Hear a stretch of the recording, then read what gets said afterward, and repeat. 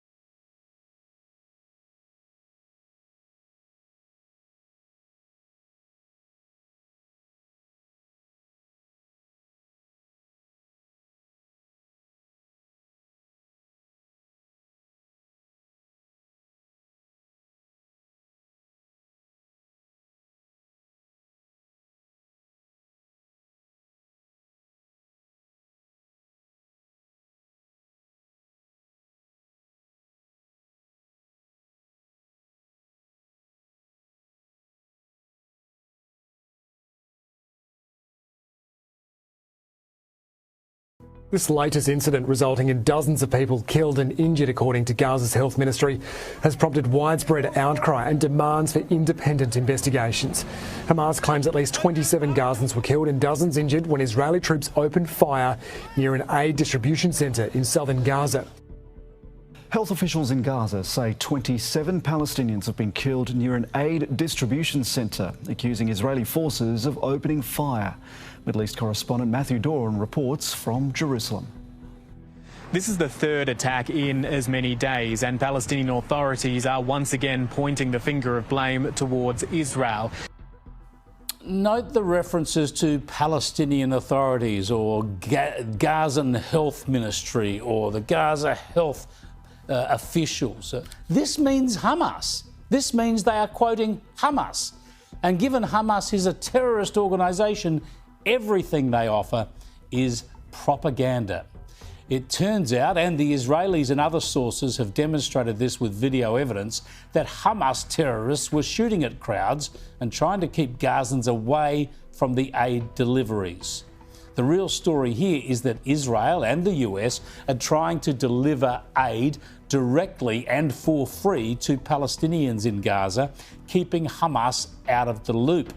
Hamas doesn't want this because it's been stockpiling aid for its terrorists and selling aid to its own Palestinian people as a way of raising money to pay its terrorist soldiers.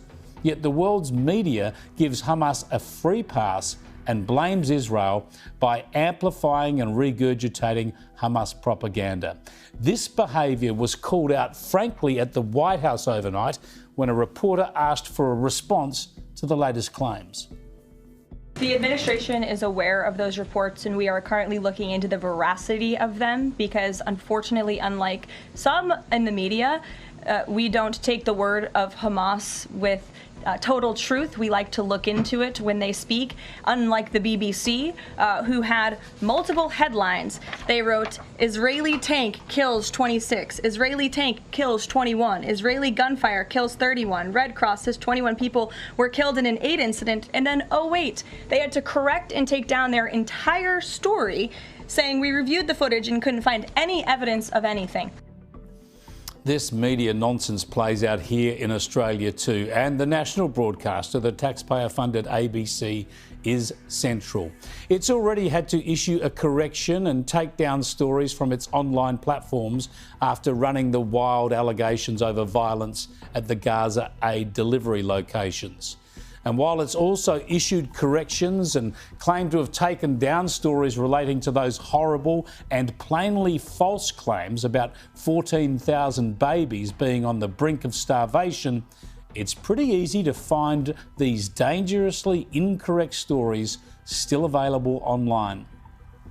The United Nations Humanitarian Agency is warning that 14,000 babies in Gaza are suffering from malnutrition and need urgent supplies of baby formula. 14,000 babies could die within the next 48 hours in Gaza if there's not enough aid sent there. That is the grim warning from the United Nations humanitarian chief. Yeah, this is disgraceful stuff from the United Nations and the media, and especially our ABC, spreading hateful lies that can only intensify animosity towards Israel and Israelis. The Jerusalem Post has called out the media deceptions, calling them a blood libel. Its editorial went like this: at least 31 Palestinians killed after Israeli forces opened fire near Gaza aid distribution centre, Palestinians officials say, screamed the tickers on CNN, and with minor variations on BBC, Sky News UK and most world media on Sunday. The headlines folded into stories of a massacre at one of the aid distribution sites opened by the Gaza Humanitarian Foundation, citing the Palestinian Ministry of Health. Of course, any discerning reader would know that Palestinian officials, Palestinian Ministry of Health, or any of the other euphemisms that the international media uses, like the Gaza Health Ministry, local officials in Gaza, or our favourite Gaza's Civil Defence, is doublespeak for Hamas. Yep, the media run Hamas lies. They've done it since the start of the war, even though claims then of an Israel bombing killing 500 people at a hospital were demonstrated to be absolutely false.